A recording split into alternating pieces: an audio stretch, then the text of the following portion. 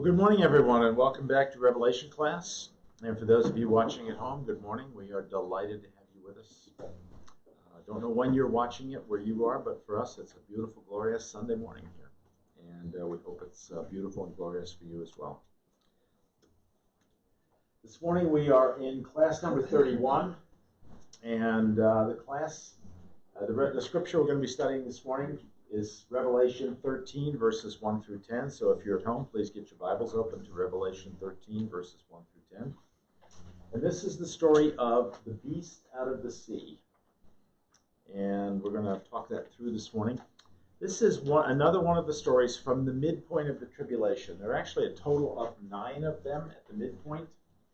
And we are now in story number 6 today, and that is the story of the beast out of the sea. So just to kind of give you a little bit of a timeline again. We've kind of gone through this timeline a number of times. We're going to start back in 605 BC when Daniel first began his ministry. And this was at the time when the king Nebuchadnezzar of Babylon first began the conquest of Israel. This wasn't the final conquest, but it was when he first began the conquest of Israel. And in Daniel 2, God gave Nebuchadnezzar the right to conquer the entire world and to control Israel. And the Gentiles have had that now all the way through, ever since then, and they'll have that right up until the second coming. And we're now at the point where that's going to, in these last 3.5 years, that's going to get very, very severe for Israel and for the Jews during that period. But this is a period, and Jesus referenced this in Luke 21:24. It's a period that runs through here, that ran from Nebuchadnezzar's time in Daniel 2, and it will run until the second coming. And it's a period when Israel will have 3 things happen. First of all, Jews will be killed. We see that going on all around the world. We saw it during the Holocaust. Jews will be scattered around out of Israel. We saw that. And Jerusalem will be trampled on by the Gentiles. And we see that today. When you go to Temple Mount today, there is a mosque, or not a mosque, but a shrine, a Muslim shrine up on top of Temple Mount today. So Jerusalem is being trampled on by the Gentiles. So those are the 3 things that Jesus said in Luke 21:24 would define this time. And as we can see, that's still going on today. And we're here today. And it'll go on even after the rapture and even after the midpoint. And it will finally come to an end here at the second coming. So that's where we are. We saw Christ came along in about 30 AD. He went to the cross somewhere in that period. And we began the church age. And we've been in the church age now for about 2,000 years. And we're coming up fairly soon to the rapture. And that will end the church age. But at that point, the times of the Gentiles will continue for the remaining 7 years of the tribulation. And we've already done the first half. We're now at the midpoint. We're doing the stories of the midpoint. And soon we'll be going into the second half of that. So just to give you the whole timeline of where we are. So let me read you today's scripture next. This is Daniel. This is Revelation 13, chapter 13, verses 1 through 10. The dragon stood on the shore of the sea, and I saw a beast coming out of the sea. It had 10 horns and 7 heads, with 10 crowns on its horn, and on each head a blasphemous name. The beast I saw resembled a leopard, but had feet like those of a bear and a mouth like that of a lion. The dragon gave the beast his power and his throne and his great authority. One of the heads of the beast seemed to have had a fatal wound, but the fatal wound had been healed. The whole world was filled with wonder and followed the beast. People worshipped the dragon because he had given authority to the beast. And they also worshipped the beast and asked, "Who is like the beast? Who can wage war against it?" The beast was given a mouth to utter proud words and blasphemies, and to exercise its authority for 42 months. It opened its mouth to blaspheme God and to slander his name and his dwelling place and those who live in heaven. It was given power to wage war against God's holy people and to conquer them. and it was given authority over every tribe, people, language, and nation. All inhabitants of the earth will worship the beast. Excuse me. All whose names have not been written in the Lamb's book of life, the Lamb who was slain from the creation of the world. Whoever has ears, let him hear. If anyone is to go into captivity they will go. If anyone is to be killed with the sword they will be killed. This calls for patient endurance and faithfulness on the part of God's people. So that is the story of the beast of the sea from Revelation 13, and let's start to unpack it. Remember, we learned last week that the dragon that's being talked about here is Satan. And that was very clear. That was actually made clear in Revelation 12:9, that the dragon is Satan. We haven't actually identified the beast yet. We're about to do that here this morning for the first time. The beast, notice it says the beast of the sea. Well, the beast of the sea actually appears way back in the book of Job for the first time, in Job 3:8. And we see it again in Job 41:1 and Job 41:12. And back then it's called Leviathan. Leviathan appears 3 times back in Job. It actually appears 6 times in the Bible. It will appear twice more in the Psalms, in Psalm 74 and Psalm 104. And then finally it will appear for the last time in Isaiah. We're going to spend some time in Isaiah here in a few minutes looking at that one. But Leviathan was the name that was given to the beast way back in the time of Job. And Job was actually before Abraham. He was in the range of about 2000 BC. It was a long time ago, like 4,000 years ago was when Job was around. And Leviathan is a large, evil sea beast or sea creature, and people are afraid of creatures of the deep. They have been for all of history, and a lot of that probably goes back to Job's time, 4,000 years ago. People were afraid of that. They're afraid that creatures of the deep are going to come up and destroy boats or kill people, kill swimmers or divers or whatever. And people have been afraid of that for a long time. And I was thinking the other day about some of the movies that have been created about this over the years. Of course, the one we all think about is Jaws, right? the music of, dun, dun, dun, dun, dun, dun, dun. The music of Jaws. Where this great big giant shark comes up and tries to eat this boat and all the people in it. It eats all these swimmers and whatnot. That was back in 1974, by the way. The one that I remember the most was actually when I was a kid in the 1950s. Disney came out with a movie called 20,000 Leagues Under the Sea. I don't know how many of you are old enough to remember that, but it was the scariest thing I think I ever saw. I was about 8 when my dad took me to it, and it was in the 50s. And he thought, well, it's a Disney movie. It'll be great for the kids, right? I mean, it's kind of like Bambi. Well, not exactly. There's this huge, what do you call it? Huge beast with tentacles that comes up and surrounds the submarine and tries to kill everybody inside the submarine. So that was 20,000 Leagues Under the Sea. But even some more current ones. One of my girls grew up being a fan of The Little Mermaid. And The Little Mermaid has a sea beast underneath the sea, Ursula, the octopus. And even Moana, which just came out last year, has a sea beast under the sea. So, sea beasts, even Disney, and these are mostly Disney movies we're talking about, even Disney movies have sea beasts in them. So sea creatures have been around for a long time. People have been afraid of sea creatures for a long time. And people around the world worry about that. When I was young, when people talked about the Loch Ness Monster, I wonder if there really is a Loch Ness Monster. I think we've pretty much gone under there with enough radar today to realize that there's nothing under there in Loch Ness, or sonar, whatever they call it. But sea creatures are viewed by people as being evil and dangerous. And let's take a look next at Isaiah 27:1, which is the 6th and last time that Leviathan is mentioned in the Bible. And this is the one that really leads us to where we're going today.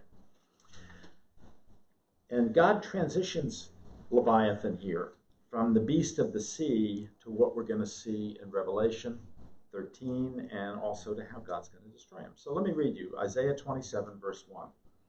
In that day, the Lord will punish with his sword Leviathan, the gliding serpent Leviathan, the coiling serpent.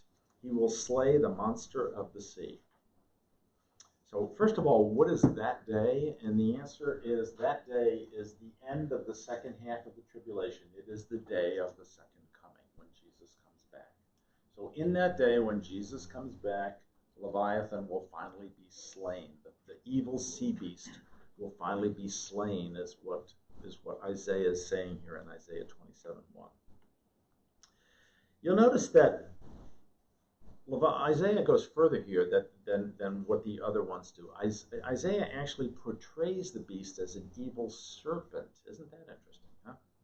The beast is a serpent in here. Well, who else is a serpent way back in the Garden of Eden, right? So he's clearly drawing a connection here back to the serpent in the Garden of Eden, to Satan. So this evil sea beast has something to do with Satan, which probably has to do with why he's so evil, right? So in Revelation 13:1, which we read a few minutes ago, the serpent, Satan, is standing on the seashore. Oh, that's a tongue twister. The serpent is standing on the seashore. And he brings an evil beast, a Leviathan, up out of the sea. Key word here is out of, or key words are out of. You notice we're talking about the beast coming out of the sea. The beast has been in the sea since the time of Job. But now it's coming out of the sea here in Revelation chapter 13. It's coming out of the sea. And Satan is standing there on the shore, bringing the beast out of the sea. Here's this evil beast coming out of the sea. Satan is doing it. He's bringing him out. So the beast is coming up on dry land. That means he's going to be here with us. He's not going to be down there under the sea like Jaws waiting for somebody to go out on a boat. He's going to be right up here with us. Not with us, but with people on dry land. Now, who else got tossed down to dry land last week? Remember in chapter 12 last week of Revelation, we saw the war in heaven, and Michael the archangel, at God's direction, fought with Satan. And the two of them fought a war, and ultimately Satan ended up being thrown down to the earth. Up until then, Satan had the right to go into the throne room of God. But after that, Satan was now bound to the earth. He could only be on the earth. So he's on the dry land too. So Satan is on the dry land. Now he's bringing this Leviathan, this beast, out of the ocean onto the dry land as well. That's the story we're seeing here in verse 1.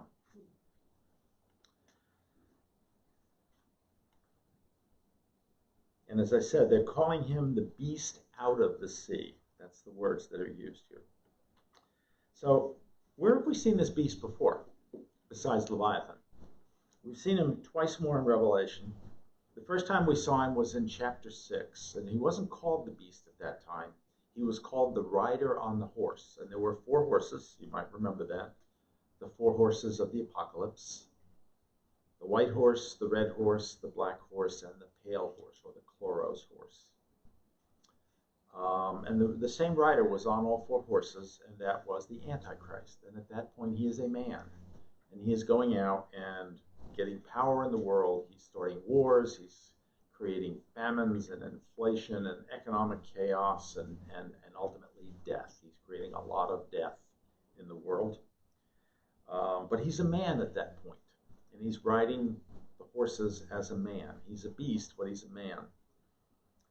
The second time in the scriptures that we see the beast was a few weeks ago in Revelation chapter 11.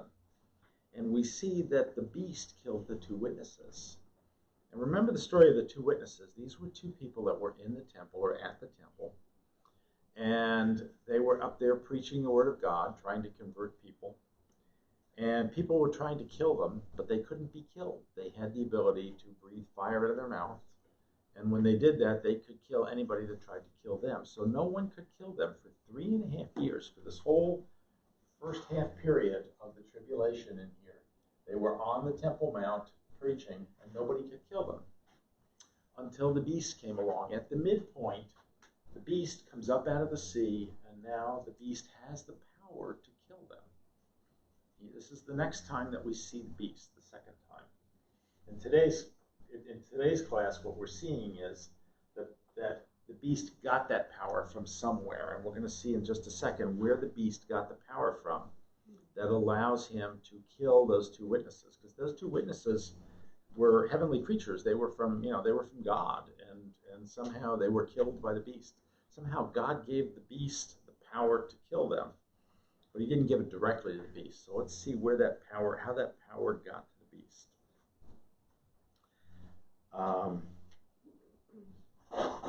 So what we're going to see today is that this beast is the Antichrist. I'm going to kind of jump ahead a little bit here. And he is going to be indwelt by Satan. And for the next 3.5 years, he will be the most powerful person on the earth. He will be the most powerful ruler there ever was. He'll be even more powerful than Nebuchadnezzar was. And remember, back in Daniel 2, Nebuchadnezzar was given the power to rule the entire earth. If you read chapter 2, that he was given the power to rule the entire earth. He didn't really take the entire earth, but he took everything that was known at that time. So he was the first person to have that power. The last person to have that power is going to be the beast, the Antichrist, during this period.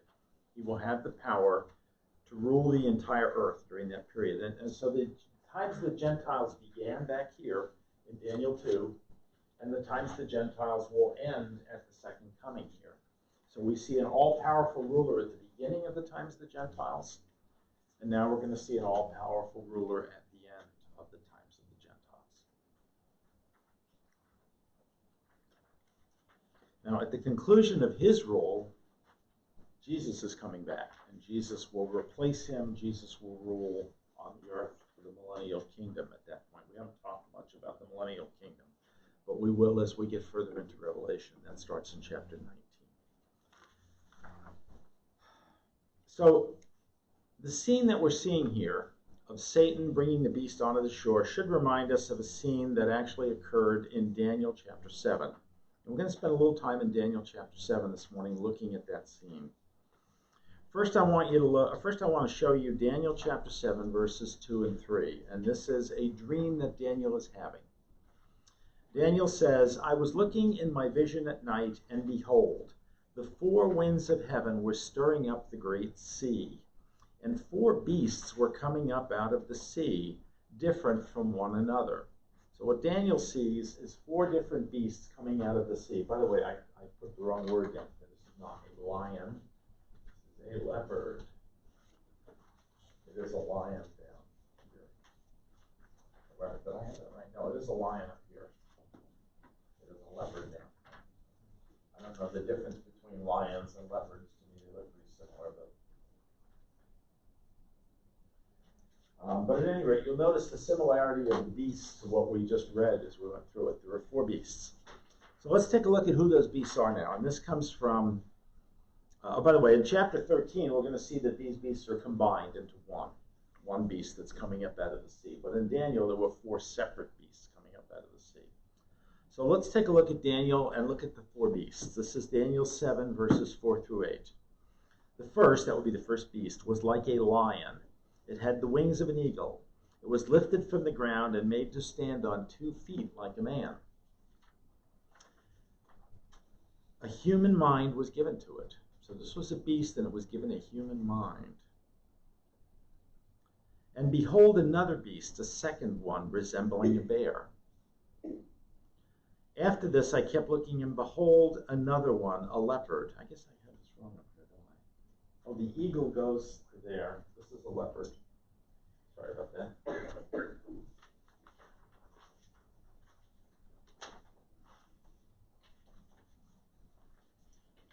So there is a leopard in Daniel.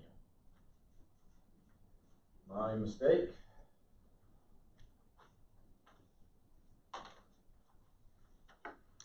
Back to where it was here. I kept looking, and behold, another one, like a leopard.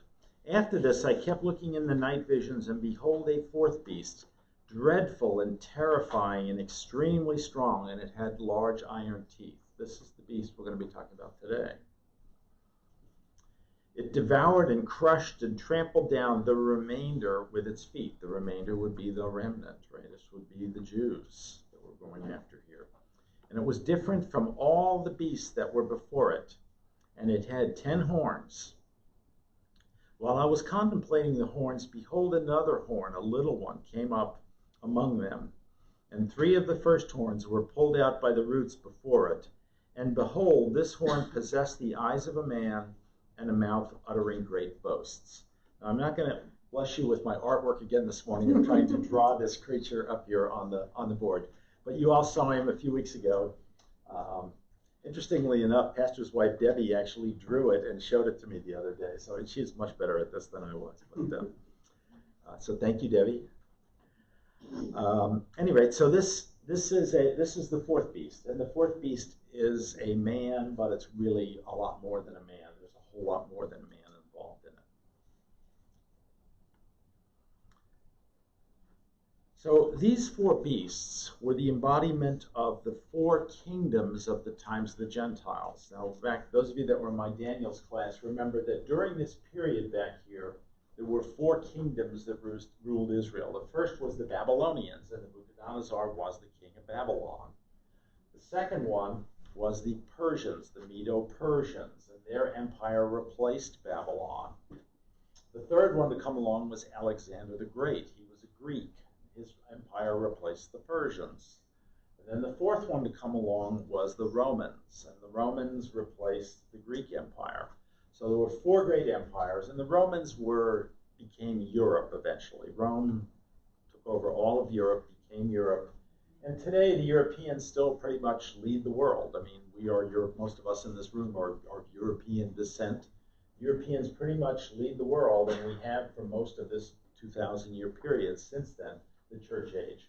So, the church age has been an era when Europeans have been leading the world, and many Europeans have held the Jews down during that period. Hitler with his things, the Russians with the czars, with their purges and all that stuff that they did. The Spanish during the Inquisition period, the period when Queen Isabella was out trying to kill the Jews during that period. So the empire of the Roman Empire is now the empire of what I would call the revised Roman Empire. It's still basically there today. Europe still basically rules the world today and still basically rules Israel today. And because of pressure from Europe, Israel's not in a position to rebuild the temple yet. They will be at some point when Europe finally gives them that permission. But Europe has been, bear in mind that Israel came into existence because they were a British colony at the end. And the British weren't about to allow that at that time. So, anyway. So this last beast, with the fourth beast that Daniel described, had 10 horns. Those 10 horns are talking about the revised Roman Empire period. And this was a period when there will be 10 kingdoms of the world. So during this last 3.5 years, probably during this first 3.5 years, this will be created. There'll be 10 kingdoms. The Antichrist will basically have 10 countries and 10 followers that will help him rule the world during this period. Eventually, he will co-opt 3 of those and come to power, complete power, over the other 7. That's what's being talked about here. Daniel says that. We've seen that in a number of places. We've seen that in Revelation. We talked about it a few weeks ago in Revelation as well. And then another king comes up, this little king, this little horn, and that is the Antichrist. And he comes up among the 10. And as I said, he gets rid of 3 of them, and the other 7 he then rules for the remainder. And I'm not going to try to draw this beast again, but that's the beast that's coming up out of the sea here that we're seeing in Daniel. There will be a very slight difference in that beast, but I'll talk about that when we get to Revelation chapter 17, because that one is actually explained there. So this new beast that just came up out of the sea looks like a man. And this is the Antichrist, but this is the Antichrist with a difference. And the difference is he's now indwelt by Satan. We saw that in the verse we just read. Let me go back and read that to you again. Find it here.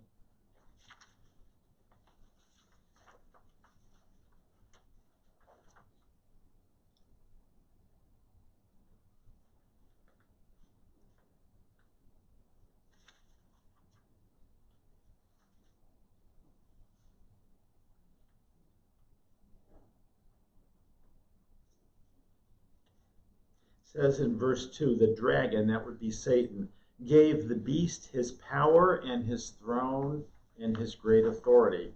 So let's understand what that means when it says that the dragon, Satan, gave the beast his power and his throne and his great authority.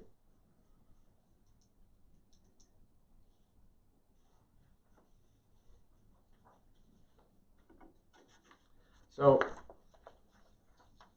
his power and his throne is what Satan, Satan is a supernatural creature. We all know that, right? Satan was a fallen angel. And God allowed him certain powers because that's what he's part of God's plan. God gave him certain powers that he can have.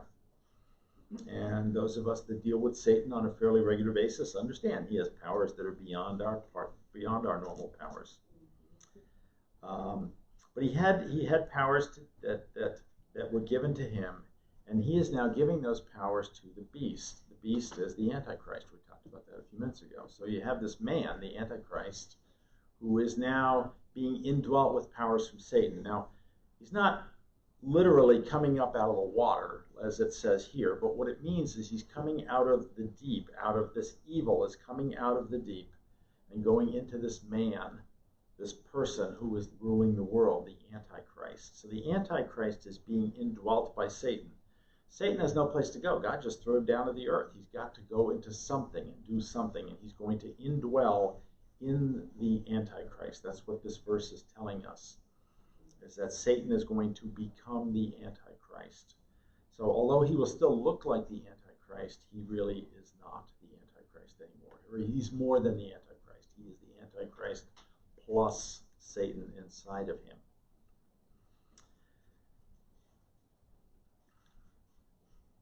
So we talked a little bit about the times of the Gentiles.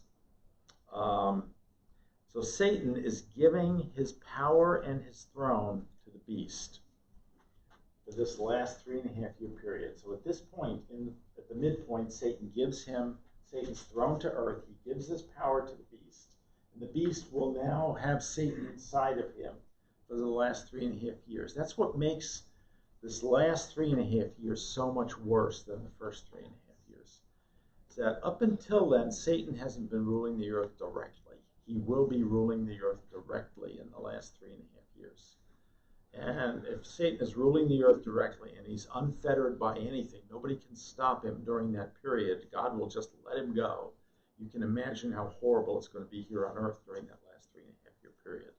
So that's why we hear that. That's why Jesus called it the Great Tribulation in Matthew 24.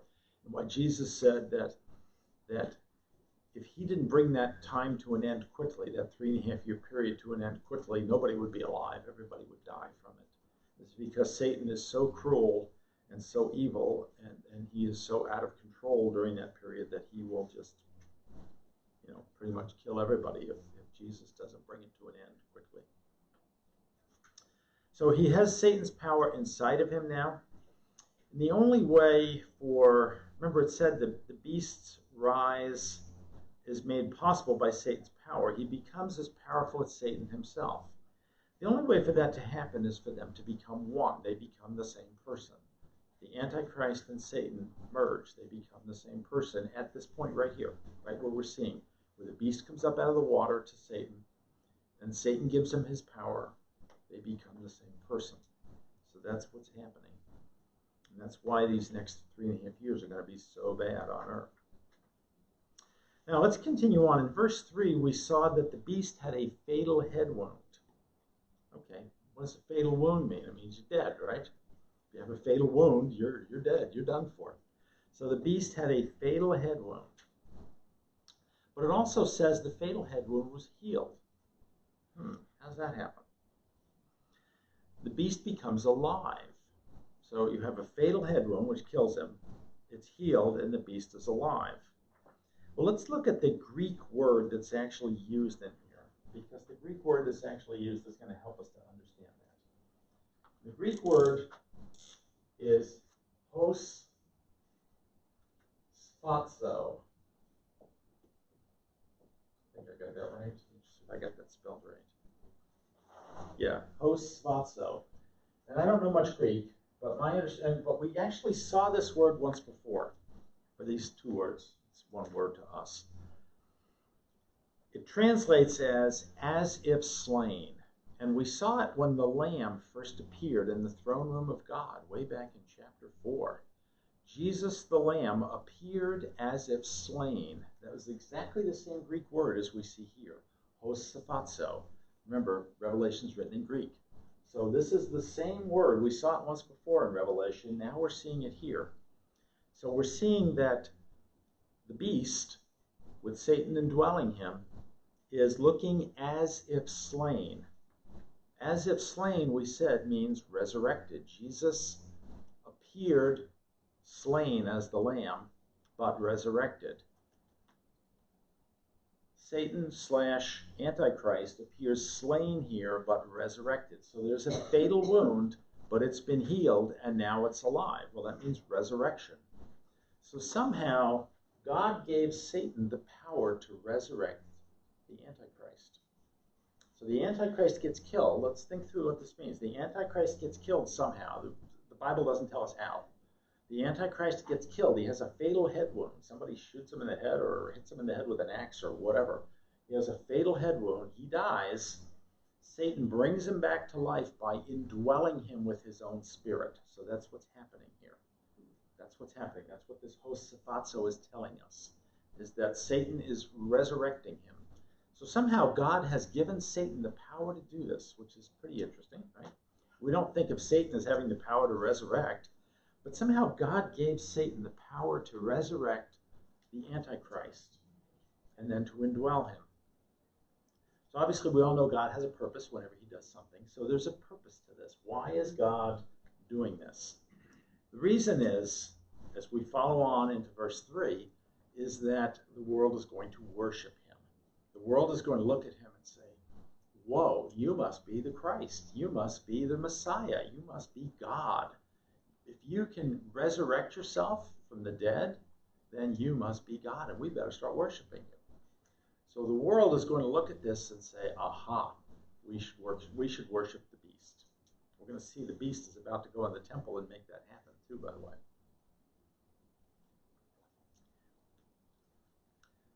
So the reason God allows this is so that people will begin to worship the beast. They will begin to worship Satan. They know that Satan's inside of him. They will begin to worship Satan. So Satan worship will become very obvious on earth at that point, at the midpoint of the tribulation. People don't think they're worshiping Satan, though. They think they're worshiping the Savior of the world. Right. They think this is the Christ. They think this is finally the Messiah. Yeah, this is the person power to resurrect. Yeah, resurrection. I mean, resurrection, only the Christ can resurrect, right? We would think. So this is the resurrection of the beast, of the Antichrist into the beast. The resurrection of that is what gets the people to believe that this is the Christ. And people will be deceived by this, and this will be a huge deception at the midpoint in the tribulation. Many of the people who haven't made up their mind yet, there aren't that many of them left, but many of the people who haven't made up their mind yet will say, oh, well, obviously the beast is the one. We got to worship the beast. God is allowing that. God has his purposes. I'm not sure I can completely explain them all, but God has his purposes, so he is allowing that. Okay, so the beast is the Antichrist. He's Satan. He's combined. He's now more powerful than he ever was before. The people on earth were so amazed by this, or will be so amazed by this, that they're going to start worshiping the beast and worshiping Satan. Paul tells us this in 2 Thessalonians chapter 2, verses 8 through 9. I'll read you that next. Paul says, then that lawless one, that would be the Antichrist, will be revealed, whom the Lord will slay with the breath of his mouth, that is talking about the second coming, and bring to an end by the appearance of his coming, that is the second coming. That is, the one whose coming is in accord with the activity of Satan. So Satan's going to bring him into the world. That's what's happening in this scene right now, the beast of the sea. Satan is bringing him into the world with all power and signs and false wonders. So Paul's clear here that God is giving him this power, Satan this power, to do this false sign, this false wonder of making the Antichrist into the beast. So Paul is telling us right here that God's giving him this power. I'm not sure I know why God's doing it. I kind of do, but we'll actually talk about it over the next few weeks. But the beast is going to have tremendous power, and God has given it to him. So now we understand why he's called the Antichrist. We talked about this in a previous class way back a couple months ago. But he's going to go up there and claim to be the Christ. He's going to go up to the temple and claim to be the Messiah, the Christ, the anointed one, because of the resurrection. He's going to say, you wanted the guy who was resurrected, that's me. I am the resurrection, and I am the Christ, but in reality, he is the Antichrist. He is the exact opposite, the exact counterfeit of Christ. But he's going to claim to be Christ. Now let me continue on with another part of 2 Thessalonians 2, verses 3 through 4. This is Paul speaking again. Let no one in any way deceive you, for it will not come. It is the rapture, by the way, that he's talking about here. Unless that apostasy comes first and the man of lawlessness is revealed, the son of destruction, who opposes and exalts himself above every so-called God, so that he takes his seal in the temple of God, displaying himself as being God. So he's starting from the rapture, from the time when the Antichrist is going to appear shortly after the rapture. And he's saying that the Antichrist will do a whole bunch of things here. First of all, he's saying that before the rapture, there'll be apostasy, which we see going on in the world today. Apostasy is false religious teaching. It is theological teaching about God that is incorrect. We see that exploding in the world today. So he's talking about apostasy, first of all. And then he's saying the man of lawlessness will be revealed. That will be right around the time of the rapture. And he's saying he's the son of destruction. And then he's talking about what's happening here, who opposes and exalts himself above every so-called God. So we're about to see that this guy's about to exalt himself above God, so that he takes his seal in the temple of God. We're going to see that in a few verses. That is the abomination of desolation, displaying himself as being God. So he's going to declare himself to be God in the temple. Now, Daniel says the same thing. Let's go back and read this in Daniel. This is in Daniel 11, verses 36 to 37. Then the king, that's the Antichrist, will do as he pleases, and he will exalt and magnify himself above every god, and will speak monstrous things about the God of gods, for he will magnify himself above them all. So he's talking here about the abomination of desolation that's about to occur. We'll see this in a few verses, where the Antichrist is going to go up to the temple and declare himself to be God, declare himself to be the Messiah, the Christ, the resurrected one. So he's going to claim to be above all the religions of the world. Next week we're going to study how he actually makes that happen, how he implements that. That's next week's class. That's a different beast that's coming. But he's going to claim to be the Messiah, the Christ, but he's really a counterfeit. We're going to see as we get looking a little deeper into Daniel. In Daniel 9:27, we're going to see that he's going to end the sacrifice in the temple. Now this is pretty ironic, because remember, the temple comes into existence because the Antichrist brokers the deal to make the temple be built again on Temple Mount. So the Antichrist brokers that deal at the beginning point of the tribulation, here, someplace in here. And when we get to the midpoint, he's going to go up and he's going to end the sacrifice in the temple. So he's going to take that temple and turn it into not a sacrifice, a place of sacrifice to God, but he'll turn it into a place of worship of him during that period. So let's read Daniel 9:27. This is a very famous verse. I think we've studied this about 4 different times already in this class. And he, that would be the Antichrist, and he will make a firm covenant with many for 1 week. Remember, we talked about how he's going to come to power here by making a covenant with Israel for 7 years, what Daniel called 1 week. For 7 years, he's going to make a covenant with Israel that will allow them to rebuild the temple. He will make a firm covenant with many for 1 week. But in the middle of the week, that's where we are right now in this class, in the middle of the week, he will put a stop to sacrifice and grain offering. And on the wing of abominations will come one who makes desolate. The temple had a wing, and on that wing, the Antichrist will do an abomination. We saw earlier that abomination is he's going to declare himself to be God, himself to be the Christ, the Messiah, God himself. So the desolation of the temple is going to occur at midweek, as in Daniel's terms. That's the midpoint of the 7-year tribulation. It's going to occur right here, right where we are. And our Lord himself talked about that. Jesus talked about it in Matthew 24:15. Let me refresh your memory on that. Jesus says in Matthew 24:15, "Therefore, when you see the abomination of desolation," that's what we're talking about here, "which was spoken of through Daniel the prophet, standing in the holy place," that's the Holy of Holies in the temple, "let the reader understand, then those who are in Judea must flee to the mountains." So the abomination of desolation is occurring right at this point. We've seen it from Daniel, we've seen it from Paul, now we've seen it from Jesus himself.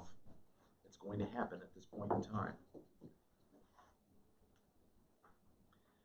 Now, if we go back to Isaiah for a minute, Isaiah 28 Isaiah tells Israel what's going to happen when they make a covenant with the Lord to rebuild the temple. He's going to warn them that this is not a smart thing to do. They're going to do it anyway. But Isaiah is going to warn them of what's going to happen back in Isaiah 28. So let's go look at Isaiah 28, and I'm going to quote you verses 14, 15, and 18. This is Isaiah. "Therefore, hear the word of the Lord, O scoffers, who rule this people who are in Jerusalem, because you have said, we have made a covenant with death," that's the 7-year covenant, "and with Sheol," Sheol is hell. Okay, we've made a covenant with death and with hell. "We have made a pact," that's the 7-year pact that the Antichrist makes with Israel. "The overwhelming scourge will not reach us when it passes by, for we have made falsehood our refuge, and we have concealed ourselves with deception." So they're deceiving themselves into thinking that this deal with the Antichrist that they're making is a good thing. It's not. But they're deceiving themselves into thinking that the 7-year deal they're making with the Antichrist is a good thing because it allows them to rebuild the temple, and they want the temple. And they think that this is going to be a good thing. I'm continuing on now. I'm still in the same paragraph. "Your covenant with death will be canceled." So God's going to end this covenant that the Antichrist made with them. "And your pact with Sheol, with hell, will not stand. When the overwhelming scourge passes through," that's the second half of the tribulation that's being talked about here. "When the overwhelming scourge passes through, then you become its trampling place." So Jerusalem is going to get trampled by the Antichrist during the second half of the tribulation. It's going to be horrible in Jerusalem during the second half of the tribulation. Isaiah said it way back 700 years before Christ. Now, Sheol, as I said, in Hebrew means hell. So when you see Sheol twice in there, you're saying this is a pact that Israel is making with hell, with the Lord of hell, Satan. This is a pact they're making with hell. It's a pact they made at the beginning of this 7-year period, and it kicks off the 7-year period. And it will come back to haunt them at the midpoint, is what Isaiah is saying. So from the midpoint on, up until the midpoint, they're going to think, this is a great thing. We have a temple again. Wow, what a great thing. We can do sacrifice. But at the midpoint, they're going to find out why the Antichrist really made that pact in the first place. He was going to use that to declare himself to be God. So let's go back now. Let's talk now about the next piece of this puzzle. And that's that in chapter 11, we saw that the beast was able to kill 2 witnesses. The 2 witnesses who seemed to be all powerful.